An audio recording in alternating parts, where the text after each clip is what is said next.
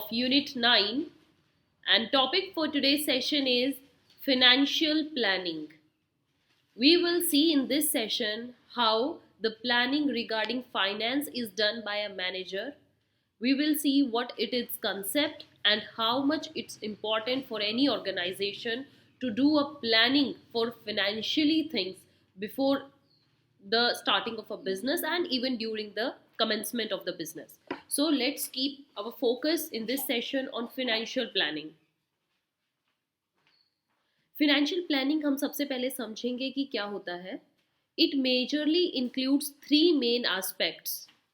First of all, total financial requirements of the business, कि एक business को total कितने फाइनेंस की ज़रूरत होगी, कितने पैसे की लगभग लगभग हम एक एस्टिमेशन बनाते हैं कि इसकी ज़रूरत पड़ सकती है, right.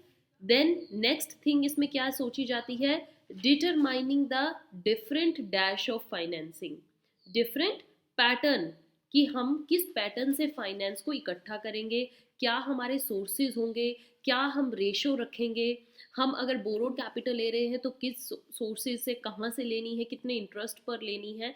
Everything regarding that is included in this pattern of financing. Okay. Then the third is utilization of this finance. पहले हमने एस्टिमेशन लगाया हमें कितनी फाइनेंस की रिक्वायरमेंट हो सकती है, फिर हमने देखा उस फाइनेंस को हमें किन किन सोर्सेज से इकट्ठा करना है. अब जब सारा पैसा हमारे पास आ गया है, अब हम देखेंगे इस फाइनेंस को कैसे यूज़ करना है, इस फाइनेंस को कहाँ पर लगाना है, मतलब हमें ये जो पैसा है इसको इन्वेस्ट किस तरीके से करना है, ये मेजर फाइनेंशियल प्लानिंग में किया जाता है. सो प्लानिंग में सिर्फ सोचा नहीं जाता है, आप एस्टिमेट करते हो, आप सोचते हो कहाँ कहाँ से पैसा आएगा, and then you will also see कि इस पैसे को कैसे कहाँ यूज़ करना है, कहाँ लगाना है. तो ये बहुत ही अच्छी चीज़ है और एक बिजनेसमैन को फिनेंशियल प्लानिंग लेकर चलनी चाहिए, करके चलनी चाहिए. आप धीरे धीरे सेशन में समझ जाएंगे कि why it is so important. So next is financial planning focuses on mainly ensuring. किस चीज़ पर फोकस करती है फाइनेंशियल प्लानिंग, कि आपके पास अवेलेबल रहे. अवेलेबिलिटी किस चीज़ की, फंड्स की, पैसे की एक बिजनेसमैन के पास हमेशा ज़रूरत रहती है, और वो ज़रूरत एट द टाइम अगर पूरी हो रही है तो वो किस वजह से हो रही है, फाइनेंशियल प्लानिंग की वजह से हो रही है, right.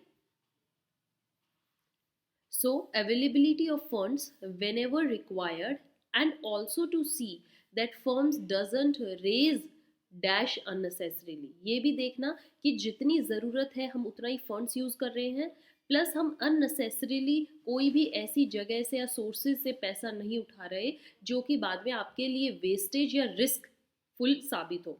So that is also one of the good things. Then financial planning includes both short term as well as long term planning. आप financial planning में short term period of time के लिए भी प्लानिंग करके चलते हो, long term period के लिए भी प्लानिंग करके चलते हो. दोनों ही पीरियड्स अपनी अपनी जगह पे बहुत ज़्यादा इम्पॉर्टेंट है. प्लस आपको ये प्लानिंग करनी भी इम्पॉर्टेंट है क्योंकि ये आपको अलग टर्म पे जाके अलग यूज़ देगी. Then the next thing is long term planning focuses on capital expenditure. Long term planning किस चीज़ पर फोकस करती है, कैपिटल एक्सपेंडिचर पर. कैपिटल एक्सपेंडिचर प्लान्स, आप कौन से प्लान फ्रेम करके चलते हो और उन प्लान्स को आपको कैसे यूटिलाइज करना है. Whereas short term financial plans में आप क्या सोच के चलते हो, दैट बजट्स जो कहलाए जाते हैं, आप ईयरली, मंथली या हाफ ईयरली बजट्स प्रिपेयर करते हो और उन बजट्स के अकॉर्डिंग ही आप अपने फंड्स को यूटिलाइज करते हो. एक फाइनेंशियल प्लानिंग आपको ऑलरेडी एस्टिमेशन होता है कि मेरा इस साल का इतना बजट रहने वाला है.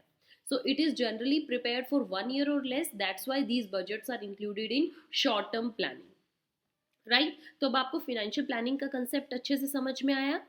Now let's discuss what is the importance of financial planning. क्यों हमें प्लानिंग फंक्शन के अंदर भी एक like this financial planning करने की भी need है, why it is so important and why it is necessary for these kinds of businesses. So let's discuss one by one. It prepares for future challenges. That's very true. अब आप कोई भी कैसे भी, इसको छोड़िए, चलो फाइनेंशियल प्लानिंग को छोड़कर आप कहीं पर भी कैसे भी प्लानिंग के साथ अगर चलोगे तो आपको पता है कि आगे आने वाला रिस्क टोटली ख़त्म नहीं होगा तो एटलीस्ट वो मिनिमाइज तो होगा, कम तो होगा। So prepare for the future challenge, कि फ्यूचर टाइम में, आने वाले टाइम में आपके सामने क्या रिस्क, क्या चैलेंजेस आने वाले हैं, आप उनको फेस करने के लिए एक तरीके से रेडी रहते हो। Then it helps businesses in avoiding the risk. जब आप चैलेंजेस फेस करने के लिए रेडी रहोगे तो आप रिस्क फेस करने के लिए भी रेडी हो, प्लस आप इतने फिनेंशियली स्ट्रांग हो जाते हो कि आप रिस्क को, आने वाले रिस्क को एक तरीके से अवॉइड करते चलते हो। Then it helps in dash various functions.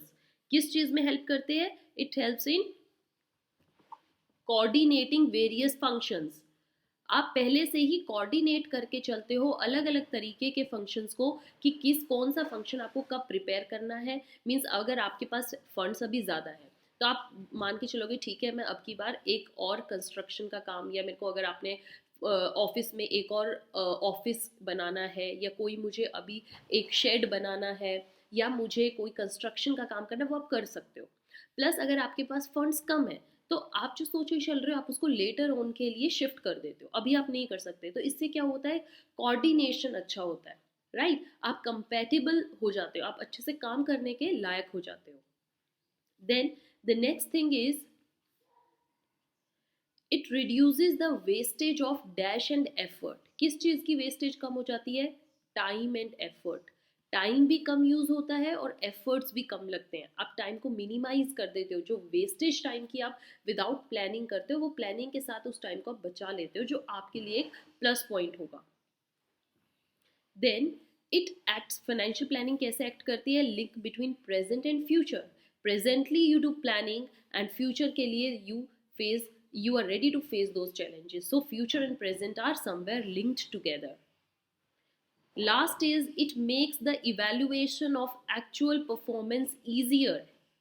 जो हमारी परफॉर्मेंस एक्चुअल होनेगी आप उसको इवेल्युएट करने के लिए रेडी रहते हो, और इवेल्युएशन बहुत ईजी हो जाता है। financial plannings give you a clear picture how to evaluate your actual performance, so that is quite something beneficial for management, for a business. Financial planning is in itself a great plus point for any kind of businesses. So I hope in this session you really understood the meaning of financial planning, and I hope your preparations are going well. Keep continuity in your studies and stay tuned for the next session. Till then, have a good day. Thank you.